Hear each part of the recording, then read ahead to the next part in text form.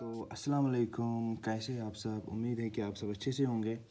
तो आज का जो हमारा नया चैप्टर है इलेक्ट्रिसिटी क्लास 12, तो आज हम इस पे जानेंगे कि इलेक्ट्रिसिटी क्या होती है।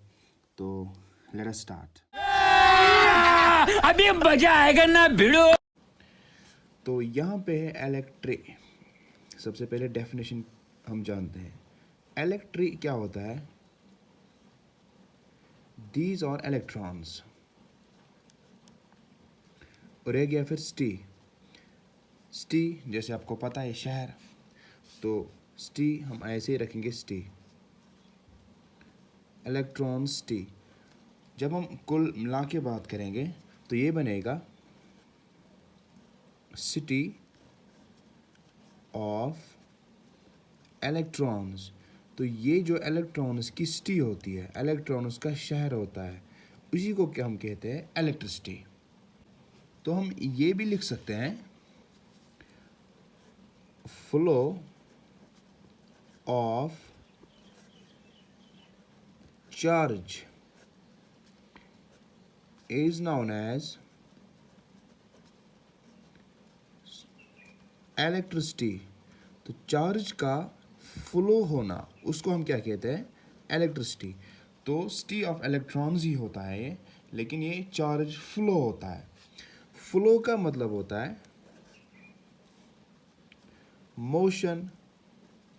लेकिन यहाँ पे किस चार्ज का फ्लो होता है, कौन सा चार्ज मोशन में होता है? अभी मैंने बताया वो होता है इलेक्ट्रॉन। इलेक्ट्रॉन ही फ्लो होता है, तो फ्लो ऑफ इलेक्ट्रॉन्स को ही कहते हैं हम इलेक्ट्रिसिटी। न्यूट्रॉनिसिटी क्यों नहीं? प्रोटॉनिसिटी क्यों नहीं? तो प्रोटॉन क्यों मूव नहीं कर सकता है? न्यूट्रॉन क्यों मूव नहीं कर सकता है? यहाँ पे इलेक्ट्रॉन की ही बात क्यों है? देखो यहाँ पे मैं बना लेता हूँ आपको एक एटम। एटम में क्या होता है? Suppose this is nucleus.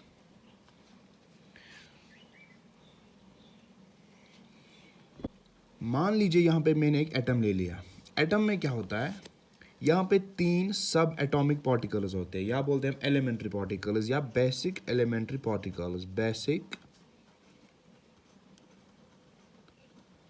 Elementary particles कितने होते हैं? वो 3। एक होता है हमारे पास इलेक्ट्रॉन, दूसरा होता है हमारे पास proton, and third one neutron. Electron का चार्ज नेगेटिव होता है और प्रोटॉन का चार्ज पॉजिटिव होता है, और न्यूट्रॉन 0, इसका कोई चार्ज नहीं होता है, ये न्यूट्रल होता है। इनको कहते हैं बेसिक एलिमेंट्री पार्टिकल्स। ये तीनों किस में पाए जाते हैं? एटम में। तो यही तीनों मिला के एटम बन जाता है। यहाँ पे जो प्लस है ना, ये प्रोटॉन है। न्यूक्लियस में प्रोटॉन होता है और न्यूट्रॉन होता है। किस एनर्जी से बंधे हुए? Nuclear energy. The energy of nucleus is known as nuclear energy. तो ये बाहर नहीं निकल सकता है। तो प्रोटॉन कैसे मूव करेगा? जब ये न्यूट्रॉन से स्ट्रांगली अट्रैक्ट होता है विद ए न्यूक्लियर एनर्जी, तो ये बाहर नहीं निकलता है।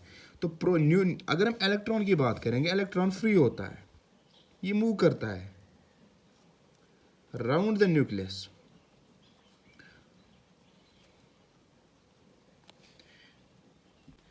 तो सीधी सी बात है, देखो मास ऑफ इलेक्ट्रॉन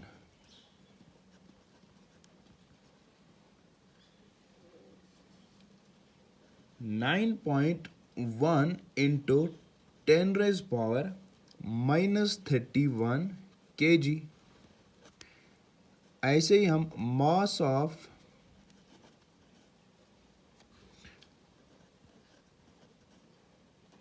प्रोटॉन वो होता है 1.67 इंटू 10⁻⁻27 kg। तो यहाँ पे अब मत जाए, यहाँ पे 9.1 है और यहाँ पे 17, ये यहाँ पे -31 kg है और यहाँ पे -27 kg है। तो सीधी सी बात है, अगर मैं ऐसे बोलूँगा आपको -1 और -10 सबसे छोटा कौन है? अगर माइनस में हम लेफ्ट साइड से जाए तो सबसे छोटा बनता है -10, -10 से छोटा है -20। तो यहाँ पे मास ऑफ इलेक्ट्रॉन, तो मास किसका सबसे कम है? ऑब्वियसली इलेक्ट्रॉन का, क्योंकि -31 है। तो -31 छोटा है -27 से। तो जब मास इसका कम है एज कम्पेयर टू प्रोटॉन, तो जिसका मास कम होगा तो ऑब्वियसली वही तो मूव करेगा अराउंड द न्यूक्लियस। तो ये बात क्लियर है कि नहीं है? तो अब हम बात करेंगे हिस्ट्री ऑफ इलेक्ट्रिसिटी के बारे में। मैंने कुछ साइंटिस्ट्स के नाम यहाँ पे लिखे, जैसे Benjamin Franklin, Thomas Alva Edison, Nikola Tesla, और भी बहुत है। अगर आपको कोई बताएगा इलेक्ट्रिसिटी को किसने डिस्कवर किया, हु डिस्कवर्ड इलेक्ट्रिसिटी, तो आपका जो आंसर होना चाहिए दैट इज़ बेंजामिन फ्रैंकलिन, क्योंकि बेंजामिन फ्रैंकलिन ने ही इलेक्ट्रिसिटी को सबसे पहले डिस्कवर किया था। इसने क्या दिया हमें? चार्ज और स्टैटिक इलेक्ट्रिसिटी। स्टैटिक का मतलब होता है रेस्ट, तो इलेक्ट्रिसिटी एट रेस्ट। जैसे थॉमस एल्वा एडिसन 1870, इसने दुनिया को क्या दिया? DC, that is direct current. और इसी के ही शीशे थे, एक स्टूडेंट भी रहे थे, निकोला टेस्ला 1888, इसने क्या दिया दुनिया को? AC, that is alternating current. और ये भी माना जाता है जो ऑल्टरनेटिंग करंट है ये डीसी करंट से ज़्यादा अच्छी होती है। तो जो दुनिया में लोग हैं उन्होंने ऑल्टरनेटिंग करंट को ही पसंद किया as compared to direct current. और ये जो बेंजामिन फ्रैंकलिन है ना, जिसने इलेक्ट्रिसिटी को डिस्कवर किया था, इसने एक एक्सपेरिमेंट किया था, काइट एक्सपेरिमेंट का। ये क्या कर रहा था? ये पतंग उड़ा रहा था। वो भी कब?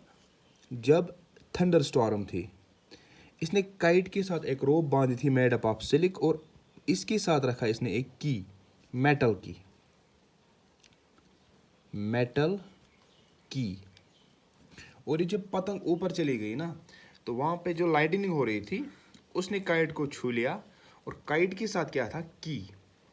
और की को जब करंट लगी, ये नीचे नीचे नीचे इसके हाथ तक आई, और हाथ को जब की लगी ना, उसको करंट महसूस हुई। तो उसने वहाँ से क्या दिया हमें कंसेप्ट? चार्ज का।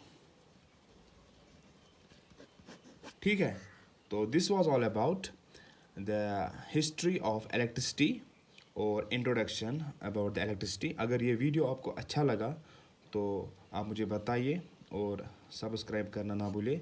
Thank you so much.